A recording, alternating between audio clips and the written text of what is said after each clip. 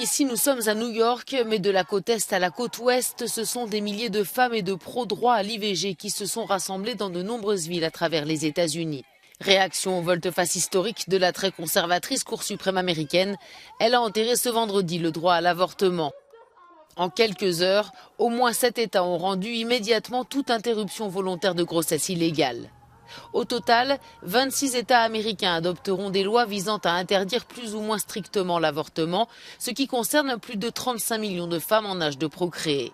À Washington, devant la Cour suprême, les manifestants ont aussi dit leur colère et leur déception, leur détermination aussi à ne pas baisser les bras, comme l'assure cette membre de l'un des principaux regroupements de planification familiale. Nos centres restent ouverts, nous ne reculerons pas, nous serons là pour nos patientes. Si elles ne peuvent pas avorter là où elles habitent, nous les aiderons à trouver comment le faire ailleurs. Ce sera le cas notamment pour les femmes habitant dans le Missouri. Cet État a été le premier à annoncer l'interdiction des IVG dans la foulée de la décision judiciaire. Dans le Kansas, l'avortement est protégé par une décision de la Cour suprême de l'État prise en 2019, mais le Sénat, contrôlé par les Républicains, veut interdire ou restreindre l'accès à l'IVG.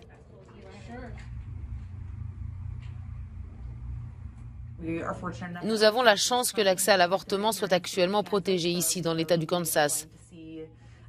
Mais nous savons que nous allons voir arriver encore plus de patientes d'autres États et que cela va très sévèrement impacter les femmes qui habitent au Kansas ou dans les États environnants, car il va devenir très difficile d'obtenir un rendez-vous.